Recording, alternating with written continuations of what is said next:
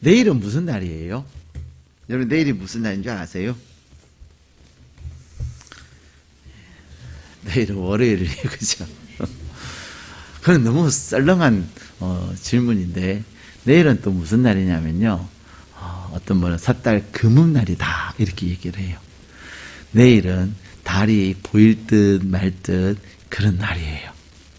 근데 내일은 또 무슨 날이냐? 까치 설날이에요.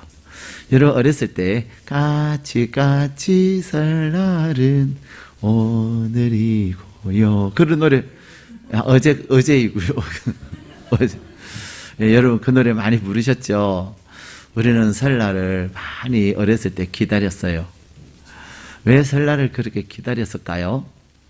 설날에는 돈이 들어오는 날이에요. 그래서 세배를 하고 이렇게 어른들이 세뱃돈을 주시는 날이에요. 저는 추석에도 세뱃돈 주는 줄 알았어요. 그래서 또 이제 설날 때 받은 용돈을 잘 챙기고 추석을 기다리다가 추석이 됐는데 친척들이 오셨는데 돈을 안 주시더라고요. 그래서 이상하다. 마음이 변하셨나. 그리고 나중에 이제 어머니한테 물어봤어요. 어머니, 왜 삼촌은 추석에 와갖고 돈 안 주세요? 그랬더니 야, 1년에 한 번 세배해야 돈을 주는 거지. 그냥 주냐? 그러시더라고요. 여러분, 이렇듯 우리에게는 설날에 대한 좋은 추억들도 있습니다. 그러나 좋은 추억만 있는 것은 아니에요. 그렇죠? 예. 근데 이 설이라고 하는, 이 설날이라고 하는 그 유래는 무엇인지 아십니까? 이 설이라고 하는 이 말의 유래는 정확하게 이렇게 명확하게 무엇이다 이렇게 설명되어져 있는 곳은 없습니다. 그런데 여러 가지로 이 설에 대한 설명들이 있어요. 그 첫 번째는 낯설다는 거예요. 낯설다의 설자, 낯설다의 그 어근인 설자가 이 설날의 시작이에요. 근데 이 설이라고 하는 말은 무슨 말이에요? 낯설다는 그런 말이거든요. 다시 말하면은 새해를 맞이하면 그 새해의 하루하루가 우리에게 낯설다는 거예요. 우리는 너무나도 능력이 많고 그래서 2022년 시작했네? 벌써 한 달 지났네? 이러는지 모르지만 하루하루는 정말로 우리가 징검다리 두드려 보듯이 하루하루를 얼마나 소중하게 두드리면서 또 기다리면서 사는지 모릅니다. 오늘은 음력의 금음날의 그 전날인데 우리에게는 음력설, 다시 말하면 음력으로 2022년이 시작되는 그날이 이틀이면 다가옵니다. 근데 그 2022년이라고 하는 그 날들이 우리에게는 너무나도 낯설다는 거예요. 뿐만 아니라 이 설날이라고 하는 말은 선날, 이런 말인데 선날은 뭐냐면 이 계시하다라는 뜻을 가지고 있는 선다라는 말에서 나온 말이에요. 다시 말하면 이 설날은 한 해가 계시된다, 시작된다 이런 말이죠. 근데 이 선날이라고 하는 말이 자꾸만 선날 하다 보니까 뭐가 됐을까요? 설날 이렇게 단어가 변화가 된 거예요. 뿐만 아니라 이 설날은 조심해서 가만히 있다라는 뜻인 옛날 말인 섬다라는 말에서도 그 어원이 있습니다. 섬다. 이 섬다라고 하는 말은 서에다가 리을 미음 받침을 붙인 것인데 이것은 조심하다, 근신하다 이런 말이에요. 새해가 시작됐기 때문에 우리는 조심스럽게 시작해야 되고 마음을 여미면서 시작해야 된다 이런 말입니다. 또 17세기 문헌에는 이 설이라고 하는 말이 나이, 해 이런 뜻을 가지고 있어서 나이를 한 살 더 먹는 날. 그래서 어떤 분들은 나 아직 몇 살이야 이렇게 얘기를 해요. 아니 한 살 더 먹었잖아 이렇게 음력으로 하거든 이렇게 얘기를 해요. 그러나 어쨌든 이 설날이라고 하는 것은 우리가 이제 나이도 한 살 더 먹는, 그러면서 한 살 더 먹어서 새로운 세계를 사는 것이 바로 세계를 사는 시작이 바로 설날이라는 거예요. 그래서 이 설날에는 사람들이 무엇을 할까요? 여러 가지 행사들을 합니다. 설날에 하는 떡국을 먹는 거라든지 윷놀이를 한다든지 많은 설날의 행사들이 있는데 그 중에 제일 중요한 행사가 뭔지 아세요? 세배하는 거예요. 세배. 세배하는 것은 언제부터 시작된지도 잘 모르지만은 설에 대한 기록은 우리나라 삼국시대의 문헌에서 찾아볼 수가 있습니다. 삼국사기에 보면은 261년에 백제에서 설맞이 행사를 했다고 합니다. 그리고 삼국사기에 보면 신라에서는 651년에 정월 초하루에 왕이 조원전에 나와 새해 축하를 받았답니다. 그래서 왕에게 새해를 축하하는 의례가 그때부터 시작되는 거예요. 651년. 다시 말하면 우리가 이렇게 가족이 모여서 어른들에게 인사를 하는 그러한 것들이 신라시대 651년부터 시작됐다고. 또 다른 데서 먼저 시작했을는지 몰라도 이렇게 증거 자료가 없을 뿐이에요. 어쨌든 간에 과거부터 이 설날에는 우리가 어쨌든 한 번도 가보지 못하고 낯선 그러한 새해를 잘 가세요 하는 인사를 드리고, 또 어르신들은 우리에게 무엇을 해줍니까? 덕담을 해주세요.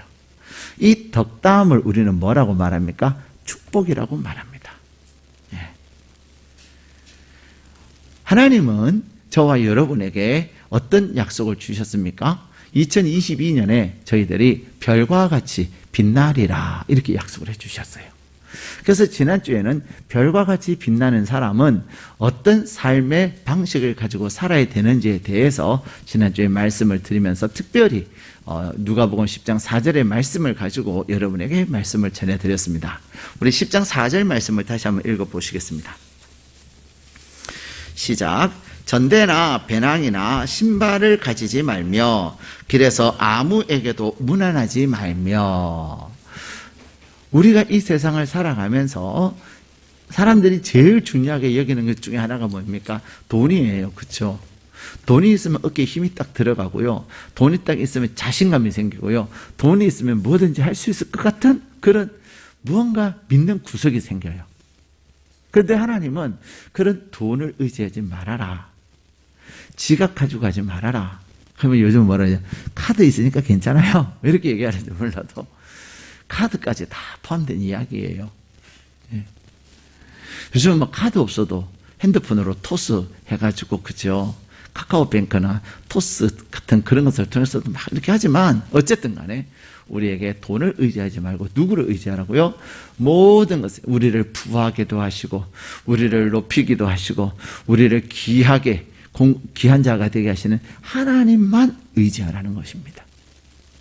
그리고 또한 우리의 삶에 필요한 이것저것, 배낭에 생활 필수품들 가지고 다니지 말아라. 더 나가서 신발도 여분을 가지지 말고 가라. 이렇게 말씀하셨어요. 우리는 주님이 이런 말씀을 하시고, 그럼 어떻게 이 세상을 살아요? 더군다나 이 세상은 어떤 세상이라고 지난주에 말씀드렸습니까? 이리때의 세상, 늑대의 소굴, 사자가 우글거려서 우리를 잡아먹으려고 두 눈을 불하려고 두 손을 팍 날카롭게 세웠던 이러한 세상에서 우리가 돈도 없이, 또 생활의 필수품도 없이, 또 신발도 여분이 없이 어떻게 삽니까? 근데 우리 주님이 그러한 제자들에게 가라. 가면 누가 책임져 주십니까? 하나님께서 책임져 주신다는 거예요. 그래서 누가복음 26장에 보면 주님이 마지막 유월절 식사를 하시면서 제자들에게 묻죠. 너희들이 그때 그렇게 전도하러 나갔을 때 부족한 게 있었느냐? 라고 물었을 때에 제자들이 이구동성으로 말합니다. 부족하지 않았습니다.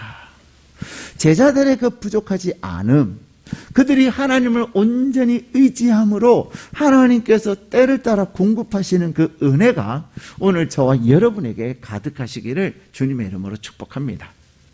그래서 우리의 별과 같이 빛나는 자의 삶의 방식은 하나님을 의지하는 거예요. 하나님만 의지하는 거예요. 하나님을 의지하는 우리의 삶의 양식이 뭐라고 말씀을 드렸습니까? 기도하는 겁니다. 진심으로 기도하는 겁니다. 그런데 놀라운 것은 기도하면 하나님이 들으십니다. 기도하면 정말로 하나님께서 놀랍게 들으세요. 우리의 문제는 기도하지 않는 것이 우리의 문제입니다. 기도하면 불가능한 것도 가능으로 하나님이 변화시키세요. 지난주에도 우리 성도님 한 분이 정말로 불가능한, 안 된다고 한 그것이 되는 역사가 일어난 거예요. 하나님 앞에 새벽마다 나와서 기도하고 하나님 앞에 엎드려 기도하는 그 기도가 하나님의 놀라운 은혜를 경험하게 만드는 겁니다.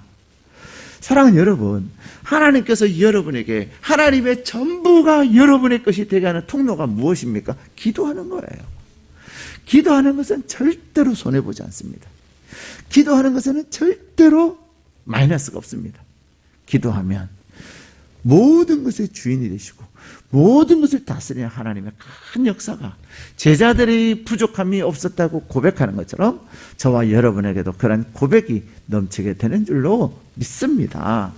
이어서 그러한 삶의 방식을 가지고 하나님을 전적으로 의지하며 기도로 이 세상을 살아가는 하나님의 사람들에게 오늘 우리에게 사명을 주십니다. 사명. 그 사명이 뭘까요? 우리 5절 말씀 같이 읽겠습니다. 시작.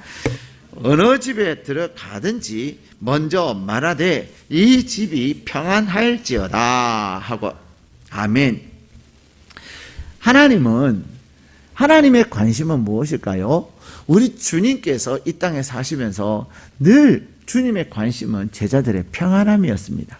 그래서 우리 주님께서 요한복음 14장 27절에도 너희에게 평안이 있을지어다 이렇게 말씀을 하세요.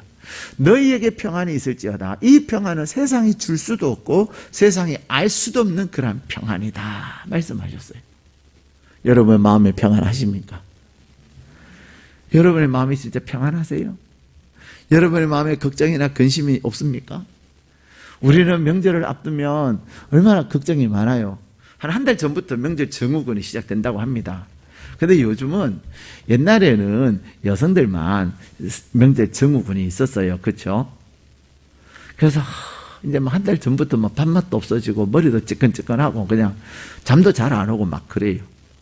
근데 요즘은 부인들의, 여성들의 명절 증후군만 있는 것이 아니라 남성들, 남편들 또한 명절 증후군을 심각하게 앓는다고 합니다. 병원을 찾는 사람은 여성들보다 남성들이 훨씬 많다고 합니다. 여성들이야 누구에게 다 쏟아내죠? 그렇죠. 네, 남편에게 쏟아내요. 그죠? 남편은 누구에게 쏟아내요?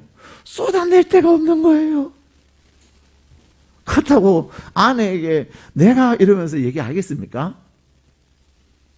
그래서 마음으로 삭히고 마음으로 하다가 결국은 신경과에 간다고 합니다. 근데 여러분, 우리가 명절 생각하면 평안함이 많이 없어지는 경우가 참 많아요. 이 설은 어떤 날이에요? 축복하는 날이에요. 이 설에 대한 우리의 사명을 우리 알지 못하고 이 설을 통해서 하나님이 우리에게 주신 그 평안, 우리에게 주신 그 사명을 우리가 알지 못하니까 스트레스를 받는 거예요. 하나님께서 오늘 주님은 제자들에게 말씀하십니다. 너희들이 어느 집을 가든지 다른 것 하지 말고 뭐 하라 그래요? 이 집이 평안할지어다 이렇게 말하라는 것입니다. 여러분이 이번 설에 어느 누구를 만나든 무엇을 해야 됩니까? 평안할지어다. 예. 주님의 그 평안, 주님의 그 은혜를 여러분이 선포하시고 여러분이 축복할 수 있기를 바랍니다. 하나님은 저와 여러분에게 그것을 사명으로 주셨어요. 여러분의 입술에는 놀라운 권세가 있습니다. 여러분의 입술에는요, 세상이 어떻게 할 수 없는 권세가 있어요. 그래서 여러분이 믿음으로 말하고 믿음으로 선포하는 것은 그대로 누가 되게 하실까요? 별로 안 믿잖아 봐. 안 믿으니까 대답이 없어요. 저는 확신해요. 저는 진짜 확신해요. 그래서 얼마나 부지런히 축복하는지 몰라요. 그리고 열심히 기도도 해드립니다. 심지어는 기도하면요, 어떤 분들은 목사님 그건 안 되는 거예요. 이제 끝난 거예요. 그렇게 얘기하시는 분들이 계세요. 그래서 저는 절대로 그런 얘기를 들으면 들을수록 더 포기할 수 없지요. 하나님이 그것은 내가 허락하지 않는 거야 라고 감동을 주시기 전까지는 끝까지 기도합니다. 근데 놀라운 것은요, 하나님이 일을 하고 계시더라는 거예요. 예, 하나님이 일을 하고 계십니다. 여러분의 입술에는 여러분은 하나님께서 주신 은혜를 입은 자예요. 하나님께서는 저와 여러분에게 평안을 선포하라, 축복하라 말씀하실 때에는 저와 여러분에게 무엇을 주셨어요? 평안을 주셨어요. 저와 여러분에게 이미 하나님께서 복을 주셨어요. 마치 우리가 금강산에서 금강석을 캐내서 그 금강석에서 무엇을 또 이렇게 재련해요? 금을 찾아내듯이 우리는 축복하면 축복할수록 우리 안에 있는 그 축복의 샘이 계속해서 솟아나는 것입니다. 그런데 사단은 우리 가운데 그것을 못하게 만들어요. 사단이 우리 가운데 역사하는 경로가 세 가지가 있습니다. 그 첫 번째 경로가 뭐냐면 생각이에요. 우리 안에는 명절 생각하면은 시어머니에 대한, 시아버지에 대한, 시누에 대한, 아주버님에 대한 거시기한 생각들이 확 일어나요. 그죠? 어찌 그렇게 잠잠하다가 명절이 다가오면 그것이 생각나는지 몰라. 근데 요즘은요, 시부모님에 대한, 시댁에 대한 거시기한 것만 있는 것이 아니에요. 또 남성들은요, 처가집에 대한 거시기한 것들이 있어요. 우리 딸이 대단한데 자네는 이게 뭔가? 아, 이런 미치는 거예요. 그렇죠? 이 장인 장모님이 또 처가 식구들이 은근히 사위들에게 힘들게 하는 그런 경우들이 있어요. 그래서 요즘은 며느리들만 스트레스를 받는 것이 아니라 사위들도 엄청나게 스트레스를 받아요. 그러면 처가집과 시댁에서만 그러냐? 그게 아니에요. 친정 부모님도 우리에게 힘들게 하는 경우들이 진짜 많아요. 네. 우리는 애써서 정성을 다해서 선물을 했는데 이게 뭐냐? 이럴 때가 있다니까요. 그러면 엄청나게 마음이 싸늘해지죠. 또 친정 부모님만이 아니라 부모님도 그래요. 부모님도 이러쿵저러쿵 말씀하시고 그러면 이 명절에 진짜 명절이 없었으면 좋겠다 이런 생각이 드는 경우들이 이렇게 매스컴이나 신문을 보면 정말로 많아요. 근데 하나님은 이 명절에 우리에게 무엇을 주셨어요? 사명을 주셨어요.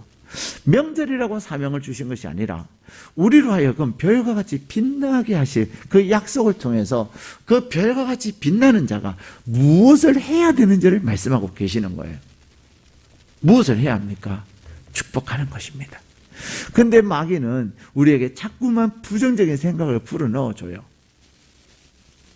요한복음 13장 2절에 보면 마귀가 벌써 시몬의 아들 가룟 유다의 마음에 예수를 팔려는 생각을 넣었더라 이렇게 말씀합니다.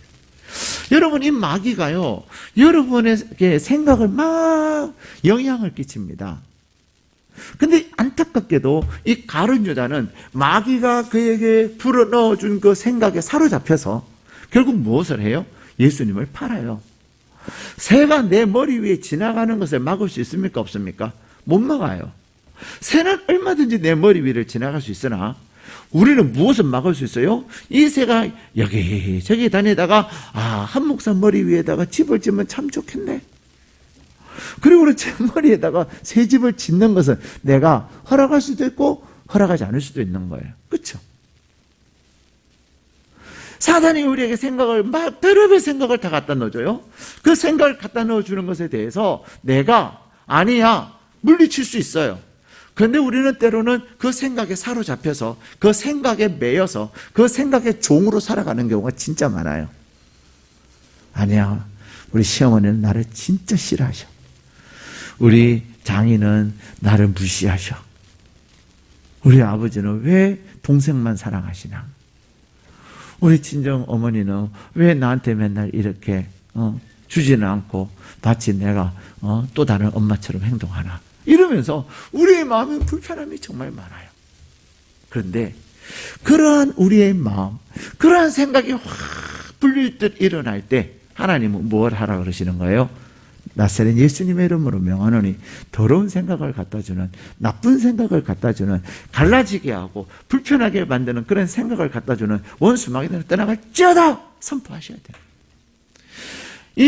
우리는 축복하는 자의 사명을 가진 사람은 먼저 우리 생각부터 다스릴 수 있어야 합니다. 두 번째 사단이 우리를 다스리는, 우리에게 영향을 끼치는 루트가 뭐냐면요, 마음이에요. 생각이 막 들어오면 그때부터 우리의 마음이 막 작용을 하기 시작하는 거죠. 우리의 마음에는 교만한 마음이 은근히 많아요. 그래서 명절에 친척들을 만나면 내가 조금 뭘 하고 있으면 상대방을 무시해요. 무시해요. 여러분 절대로 상대방 무시하지 마세요. 비록 여러분들보다 못하다는 기준이 무엇인지는 모르지만은 어쨌든 여러분의 생각에 여러분보다 부족하다고 생각하는 그 어떤 사람들에 대해서 절대로 무시하지 마세요. 왜요? 그분에게 하나님의 형상이 있습니다. 그분에게 비록 여러분이 조금 나아 보이는 어떤 기준을 가지고 나아 보이는지 모르지만은 여러분이 무시하는 그 사람 하나님이 어마무시하게 사랑하십니다. 그렇기 때문에, 그리고 또 우리가 사실 나가 좀 괜찮다 하지만 다 까보세요. 그렇게 내세울 거 없어요. 진짜 내세울 게 없어요. 이거 10가지 중에서 한두 가지가 괜찮다고 해서 내가 내세우지만 내 안에 5가지, 6가지는 진짜 말 못할 그런 것들이 얼마나 많이 있습니까? 그렇지 않습니까? 근데 우리에게는 사단이 주는 어떤 그런 생각으로 인하여서 우리에게는 교만한 마음이 확 들어오는 거예요. 두 번째, 우리에게 사단이 어떤 마음을 또 줍니까? 두려워하는 마음.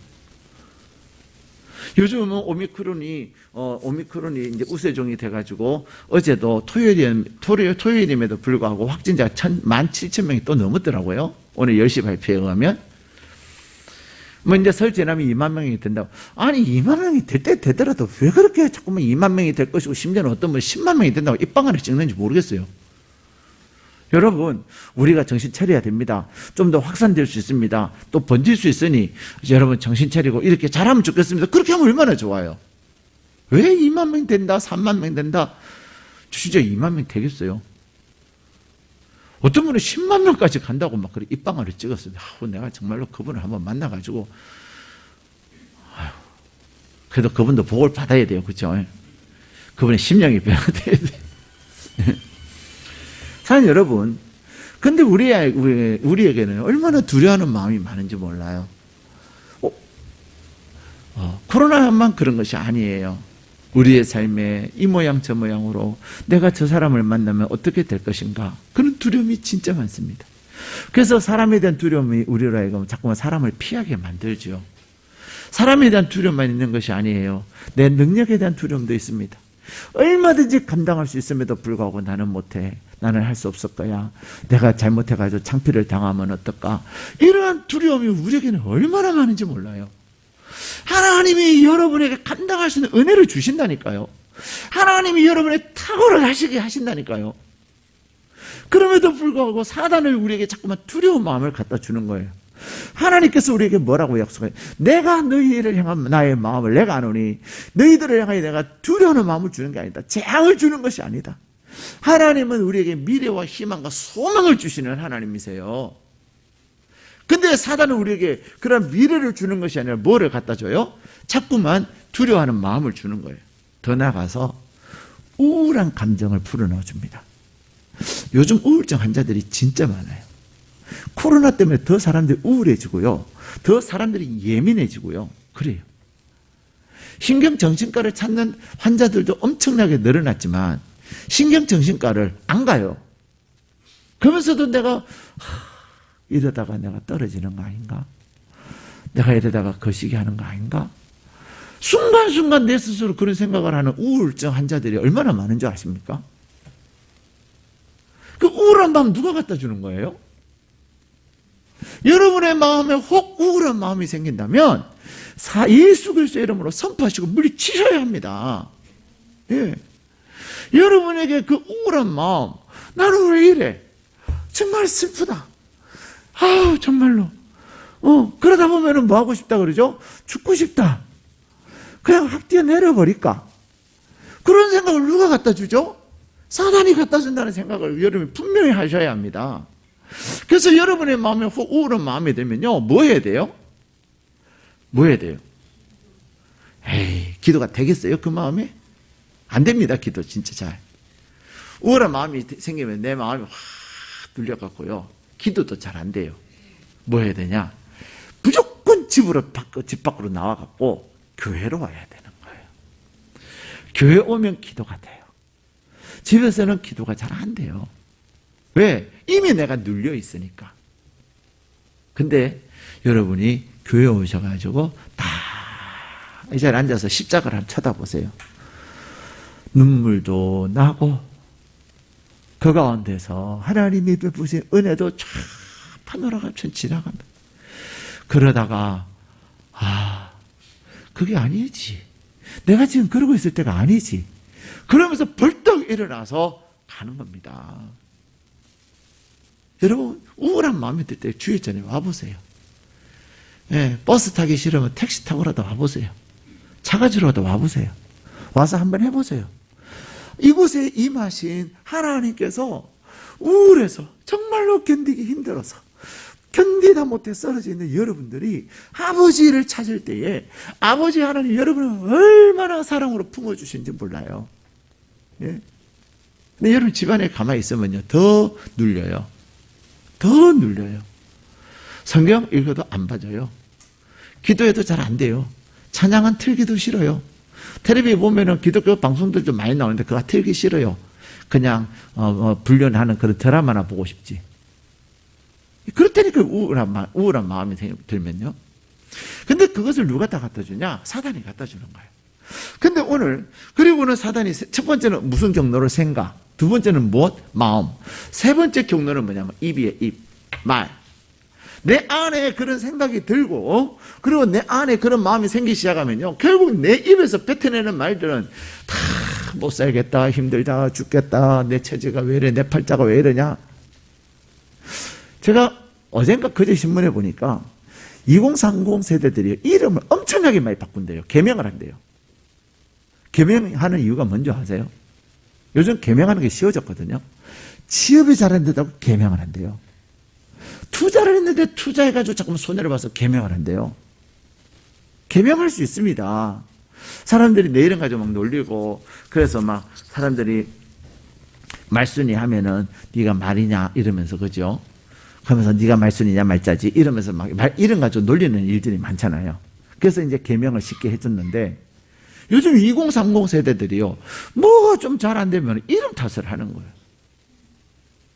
이름이 문제가 아니라 그들의 생각과 그들의 마음과 그래서 끊임없이 안 된다, 힘들다, 못하겠다, 세상이 왜 이러냐 이런 비관하는 말을 내뱉는 거예요.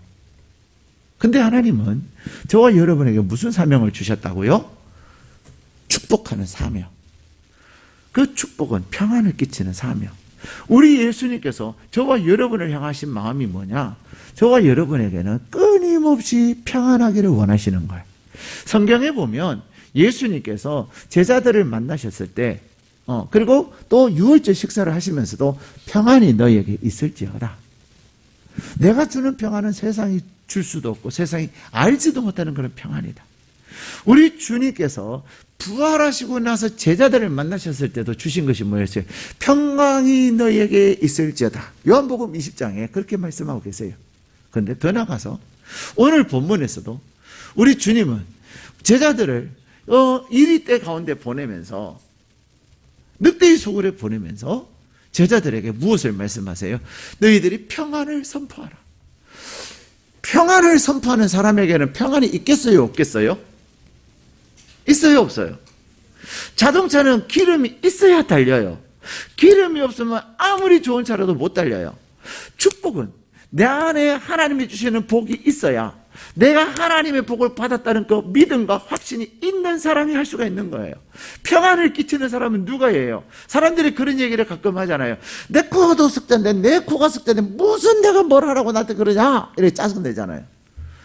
축복하는 사람이 되기 위해서는 하나님께서 우리로 하여금 너희들은 가면 평안을 선포하라. 평안할지어다 말하라. 그 말은 너희에게 무엇이 있음을 말씀하고 계시는 거예요. 이미 주님이 주신 평안이 있음을 말씀하고 계시는 겁니다. 사랑하는 여러분, 여러분의 마음에 주님이 주시는 평강이 있으십니까? 여러분의 마음에 주님이 주시는 기쁨이 있으십니까? 여러분의 마음에 이미 하나님께서 여러분에게 하나님의 권세와 하나님의 능력을 주셨어요. 그래서 여러분이 하나님의 이름으로 선포할 때 여러분이 선포한 대로 되어지는 것을 여러분이 믿으시기를 바랍니다. 내 안에 그것이 있음을 확신하고, 내 안에 하나님이 주신 평안이 있음을 확신하고, 그리고 그 믿음을 가지고 내가 선포할 때 내가 선포하는 그대로 되어지는 거예요. 저는 목사로서 성도들을 날마다 축복합니다. 그리고 때로는 아까도 말씀드린 것처럼 목사님 그건 안 되는 거예요. 심지어는 그런 표정이에요. 안 되는 건 뭐 저렇게 기도하실까? 그런 표정을 짓는 분들도 계세요. 근데 결과는 어떻게 돼요? 심지어는 저한테요, 과거에는 그런 분들도 계셨어요. 이제는 그런 말을 하시는 분은 없어. 목사님 그것 되면 내 손에 장을 찢으세요, 막 그래요. 개척 초기에 그런 분들이 계셨다니까요. 근데 그대로 됐을까요, 안 됐을까요? 됐으니까 제가 이런 말씀을 드리죠. 되고 나서 제가, 집사님 어떡하죠? 손에 장을 찢어야 되는데. 그랬더니 뭐라 그래서, 목사님 농담도 못합니까? 그래. 그래서 제가 너무 안타까웠어요. 이분이 예수를 믿으면서, 전능하신 하나님을 믿으면서 맨날 농담의 인생을 사시려나? 그런 믿음도 없이 어떻게 믿음의 생활을 하지? 너무 마음이 아팠어요. 안타까웠어요. 하나님은 저와 여러분에게 놀라운 권세를 주셨어요. 누가복음 10장 24절에 보면요, 11장 24절에 26절에 보면요, 하나님께서 너희가 믿고 말하면 그대로 되리라 말씀하셨다니까요. 우리 하나님은 이 말씀을 통해서 약속하신 그것을 하나도 실행하지 않으심이 없어요. 우리 하나님은 말씀하신 그대로 이루세요. 그래서 시편 138편에는 그렇게 말씀하세요. 하나님께서 말씀으로 약속하시고 나에게 소망을 주셨다. 하나님께서 여러분에게 주신 그 약속의 말씀들은 하나님이 여러분의 삶을 통하여 이루실 것을 약속하고 계시는 겁니다. 그러므로 혹 여러분 가운데 난 요즘 너무 힘들어, 내 안에 평안이 완전히 바닥이 났어, 그런 분이 계신다면 오늘 하나님께서 우리에게 너희는 가서 평안을 선포하라고 하시는 그 주님 앞에, 주님 내 안에 평안이 완전히 바닥이 났어요, 내 안에 마음의 기쁨이 완전히 바닥이 났어요, 주님 나에게는 그것을 말할 힘도 없어요, 주님께 구하시기를 바랍니다. 여러분이 하나님 내게 주신 사명을 내가 감당하게, 하나님 난 못해요, 나 하기 싫어요. 그럼 여러분 진짜 불쌍한 삶을 사는데요, 여러분 자신에게 비록 그것이 없다 할지라도 오늘 여러분이 하나님께서 나에게 주신 사명을 감당하기 위해서 하나님 나에게 평강을 주세요. 찬송가 412장에 보면 어떤 찬양의 가사가 있습니까? 평화 평화로다 하늘 위에서 내려오네, 그 사랑의 물결이 영원토록 내 영혼을 덮으소서. 이 시간 여러분에게 평화, 하늘에서 내리는 그 하나님의 그 사랑으로 인하여 주시는 평화가 여러분 안에 임하는 겁니다. 여러분이 그 평화를 하나님, 내가 이번 설에 별과 같이 빛나는 자의 사명을 감당하기 위해서 평안을 선포할 텐데 내 마음이 지금 너무나도 가난해요, 내 마음이 너무나도 메말라 있어요, 내 마음이 너무나도 힘들어요, 내 마음에 사람 보기도 싫어요, 내가 가기도 싫어요. 주님 내가 그러면 안 되지 않습니까? 나는 별인데 빛나는 별이 되어야지, 땅에 떨어지는 별똥별이 되면 안 되지 않습니까? 나에게 찬란하게 빛날 수 있는 하나님의 평안을 나에게 부어달라고 여러분이 오늘 기도할 때 하나님의 성령께서 여러분에게 주님이 제자들에게 평안이 있을지어다 선포하시며 그들에게 평안을 부어주시듯이 여러분에게 부어주실 것입니다. 또한 여러분의 마음에 평안이 있다면 여러분에게 있는 그 평안을 가지고 계속 여러분이 만나는 설에 만나는 여러분의 일과 친척들을 축복하십시오. 오늘 본문 말씀 6절 말씀 읽겠습니다. 시작.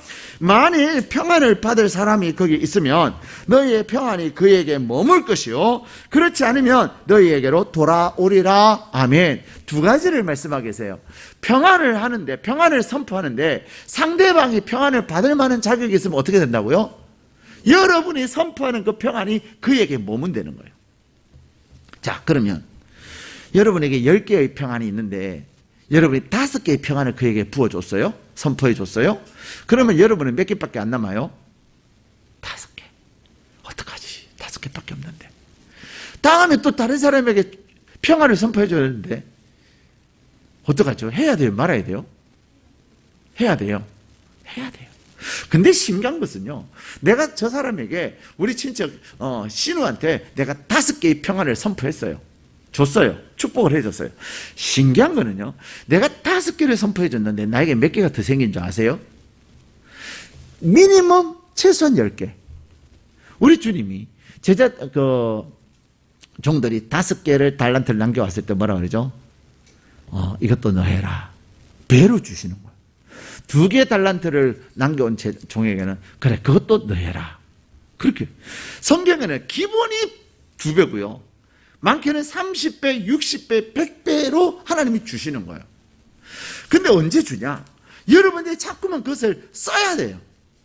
자꾸만 축복하고 자꾸만 나눠야 돼요. 사단은 우리에게 무슨 마음을 주죠? 야, 너 그거 주면 너 없잖아. 야, 너가 축복하면 너는 이제 바닥이잖아. 그것이 사단이 주는 마음이에요. 그 다음에 또 어떤 마음 주죠? 야, 저 인간한테 왜 주냐? 저 인간 그 복을 받을 하는 자격이 없어. 그래요. 근데 하나님 뭐라 하죠? 그런 인간이라 할지라도 뭐 하라고? 축복하라는 거예요. 그가 평안을 받을 만한 자격이 없으면 평안을 주느냐, 그가 받느냐 못 받느냐는 전적으로 누구에게 달린 거예요? 하나님께 달려있는 거예요. 그 자신에게 달려있는 거예요. 그가 받을 만한 자격이 없으면 어떻게 된다고요? 축복한 나에게 하나님이 또 주신다는 거예요. 축복하면 나는 손해예요? 이익이에요? 이익이에요. 복을 받을 만한 자에게 복을 선포했을 때 나에게 갑절을 주고, 복을 받을 만한 자격이 없는 자에게도 나에게 내가 선포했을 때 하나님이 그가 받을 자격이 없으면 너는 안 되겠구나, 다시 한 목사 가져가거라, 나에게 주시는 거예요. 저는 하나님의 많은 복을 받고 살고 있습니다. 제가 하나님의 많은 복을 받고 살아야 여러분에게 그 복이 흘러갈 거 아니에요. 제가 메마르고 내가 그냥 그렇게 거시기 하면 여러분에게 그 거시기한 것이 가지 않겠습니까? 그래서 저는 하나님, 나에게 하나님의 하나님의 은혜를 부어 주옵소서. 하나님의 나에게 은혜를 부어 주옵소서. 늘 구합니다. 우리 성도들의 가정에도 경제적으로 어렵지 않게 하여 주시고 넘치는 자 되게 하시고, 그래서 신명기 28장 12절에 말씀하시는 것처럼 하늘의 보고를 여셔서 때를 따라 비를 내리시고 손으로 하는 모든 일에 복을 주셔서 꾸어줄지언정 꾸지 않게 하시고 머리가 될지언정 꼬리가 되지 않게 하시고 높은 곳에 있을지언정 아래에 있지 않게 해달라는 그 말씀, 여러분에게 그것을 날마다 축복하는 거예요. 사랑하는 여러분, 여러분에게 하나님이 이미 너희 사명을 주시고 축복하는 자가 되라, 평안을 선언하는 자가 되라 하신 그 말씀은 우리에게 이미 하나님의 평안이 임한 줄로 믿습니다. 이미 여러분에게 하나님께서는 축복하면 여러분이 축복한 대로 그들이 되어질 것을 되어질 수 있는 권세와 능력을 주신 줄로 믿습니다. 민수기 6장 27절에 그렇게 말씀하세요. 너희가 하나님의 이름으로 축복하면 내가 그들에게 복을 주리라. 제가 우리 배전도사님을 하나님의 이름으로 축복하면 복은 배전도사님에게 내가 주는 거 제가 이제 막 해줘야 되는 거예요? 하나님이 해주시는 거예요? 믿으십니까? 하나도 힘든 거 없어요. 그러나 마음은 다스려야 돼요. 왜? 우리가 싫어하는 사람 축복해 주기 싫잖아요. 기도도 해주기 싫잖아요. 꼴도 보기 싫잖아요. 뭐 축복해 주는 거, 평안을 선포하는 거는 고사고 꼴도 보기 싫잖아요. 근데 우리의 사명이 뭐예요? 축복하는 자예요. 사명을 감당할 때 하나님께서 나에게 갑절의 평안을 주시고, 사명을 감당할 때 하나님께서는 30배, 60배, 100배의 복을 주시는 것입니다. 그래야 별같이 빛나는 거예요. 별과 같이 빛나는 거는 대충 해가지고 빛나지 않습니다. 근데 이번 설에 여러분이 별과 같이 빛나는 여러분들이 하나님이 주신 그 축복하는 사명을 잘 감당하시기를 축복합니다. 이번 설에 여러분의 사명을 깨달으시고, 만나는 친척 집에 갈 때마다 도대체 이 집에 뭐 들어왔지? 새로 바뀐 게 뭐지? 그런 거 보지 말고 그런 거는 입 밖에도 아우 이번에 또 이런 거 샀네, 뭐 좀 돈을 많이 벌었나 봐, 뭐 그런 얘기 하지 말고 그저 평안이 있을지어다. 하나님이 주신 복을 많이 받으세요. 복을 빌어주시고 평안을 선포하시기를 축복합니다. 이번 명절은 누구 집에 갔을 때 절대로 뭐 샀네 이런 거 얘기하지 마세요. 아유 뭐 이런 것도 좋은 거 들어왔네 이런 얘기 하지 마세요. 절대로 하지 마세요. 가자 축복하고 가자 하나님의 은혜만 전하고 나눌 때 하나님께서 여러분에게 돌아오는 여러분에게 감당할 수 없는 하나님이 주시는 기쁨과 평안이 넘치게 될 것입니다. 그리고 여러분의 삶 속에 더 풍성해지는 더 넘치는 은혜가 있게 될 것입니다. 그러므로 이번 명절에 사람들이 그러잖아요. 예수 믿는 사람 입만 살았다 그러잖아요. 말로만 축복하지 말고 여러분 친척들에게 선물도 잘 하세요. 예? 여러분 친척들에게 선물을 할 때 어떻게 넘치도록 해주세요. 예? 넘치도록. 야, 어떻게 이렇게? 그래야 여러분과 거시기한 관계 있는 사람들이 감동을 받는 거예요. 여러분과 불편한 관계 있는 사람이 옥회가 달라졌어, 신우가 달라졌어, 사위가 달라졌어, 아주버님이 달라졌네. 근데 여러분이 그렇게 넘치도록 할 때 누가 그것을 배로 주셔요? 하나님이. 여러분이 만 원짜리를 여러분의 신우에게 선물을 했다면 그것이 빚 날까요? 안 날까요? 오히려 신우가 뭐라 할 수도 있어요. 그렇죠? 근데 10만 원짜리 선물을 줬단 말이에요. 졸도를 해버리는 거지. 세상에 저 올케하고 내가 만난 지 20년인데 내가 10만 원짜리 받은 건 처음이다. 맨날 만 원, 2만 원이었는데 도대체 무슨 일이? 그때부터 궁금해지기 시작하고 올케 무슨 일이 있었어? 아니에요. 하나님의 은혜를 많이 주셨어요. 또 많이 주실 거예요. 믿으십니까? 절대로 여러분이 주의 이름으로 행하는 것을 하나님께서 여러분이 그냥 텅텅 여러분의 창고가 텅텅 비게 하지 않으십니다. 절대로 비게 하지 않으십니다. 하나님은 우리에게 축복하라고 평안을 선포하라고 사명을 주시면 그 사명을 통해서 궁극적으로 누구를 위해 그 사명을 주셨을까요? 여러분 자신을 위해서. 결국 여러분 자신을 위해서 하나님께서 사명을 주시는 거예요. 여러분을 부유케 하고 여러분들에게 평안을 누리고 여러분들에게 더 큰 하나님의 권세를 누리게 하기 위해서 사명을 주시는 줄로 믿습니다. 그러므로 이번 명절에 제일 불편한 분, 명절하면 딱 생각나서 보기 싫은 분 있잖아요. 그죠? 어깨를 축복하지만 그래도 있어요. 어찌 없겠어요? 우리가 다 인간인데 그분을 위하여 잘 기도하시면서 정말로 잘 준비하면서 축복을 많이 해주세요. 하나님이 여러분이 상상할 수 없는 은혜를 여러분에게 부어주십니다. 내가 신우한테 그렇게 상상할 수 없는 그런 것을 했을 때 신우가 여러분에게 뭘 해주기를 기대하지 마세요. 누가 여러분에게 해주시나요? 여러분의 아버지 하나님. 참 하나님은 기가 막히세요. 정말로 놀라우세요. 그 놀랍고 기가 막힌 그 하나님을 여러분의 축복함으로 여러분이 평화를 선언함으로 이 명절에 경험하는 복된 귀한 하나님의 사람 되시기를 주님의 이름으로 축복합니다.